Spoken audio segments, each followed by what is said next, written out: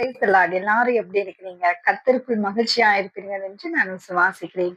இன்றைக்கும் கூட ஒரு அழகான மோட்டிவேஷனல் வேர்ட்ஸ் மூலமா அவங்க எல்லாருமே சந்திப்பதில் எனக்கு மிகுந்த சந்தோஷம். மத்தேயு 6ஆம் அதிகாரம் 33ஆம் வசனம். முதலாவது தேவனுடைய ராஜ்யத்தையும் அவருடைய நீதியையும் தேடுங்கள், அப்பொழுது இவைகள் எல்லாம் உங்களுக்கு கூட கொடுக்கப்படும். எப்படியாம்? முதலாவது தேவனுடைய ராஜ்யத்தையும் அவருடைய நீதியையும் நாம் தேட வேண்டுமாம். அப்பொழுது இவைகள் எல்லாம், இந்த உலக பிரகாரமான ஆசீர்வாதங்கள், பூமிக்குரிய அடுத்த ஆசீர்வாதங்கள் எல்லாம் நமக்கு கூட கொடுக்கப்படுமாம். நாம் நினைப்பதற்கும் வேண்டிக் கொள்வதற்கும் மிகவும் அதிகமாக செய்ய வல்லவரை நாம் தேட வேண்டுமாம். நான் அடிக்கடியாக இப்படியாக நான் ஜெபிக்கும் பொழுது ஒரு வார்த்தையை நான் சொல்லுவது உண்டு. தேவனே, வெறும் தேவைகளுக்காக மாத்திரம் உண்மை தேடாமல் என்னுடைய தேவையே நீர் என்று சொல்லி நான் உண்மை தேட எனக்கு உதவி செய்யுங்கப்பா என்று சொல்லி மரியாள் அன்றைக்கு இப்படிதாங்க இருந்தாங்க. தேவன் தான் எனக்கு தேவையானது ஒன்றே ஒன்றுதான் என்று சொல்லி மரியாள் தன்னை விட்டு எடுபடாத நல்ல பங்காகிய தேவன் என்ன செஞ்சாங்க?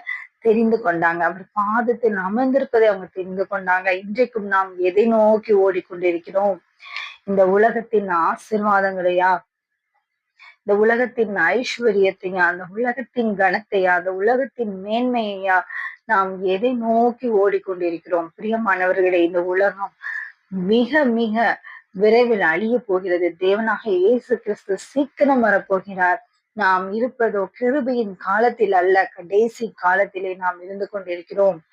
பிரியமானவர்களே, ஆகையினால இந்த உலகத்தின் மேன்மை எல்லாவற்றையும் குப்பையாக எண்ணிவிட்டு கர்த்தரையே என்ன செய்யணும்? மேன்மையாக எண்ணி அவரை தேட நாம் முயல்வோம்.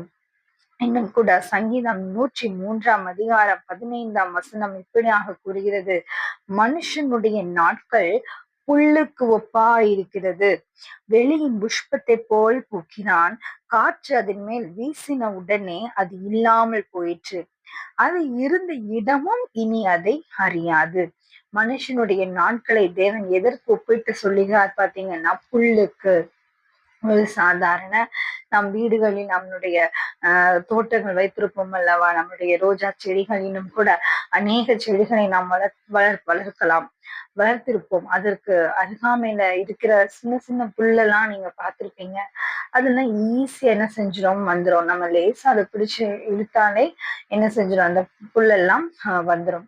இதுவும் அதிகமான ஒரு பலமான ஒரு சூறாவளி காற்றோ இல்லைன்னா ஒரு நாள் அதிகமா ஒரு கனமழை காற்று வீசி இருந்துச்சுன்னா அடுத்த நாள் நம்ம பார்த்தோம்னா அது இருந்த இடமே என்ன செஞ்சிருக்காது? காணப்படாமல் போயிருக்கு.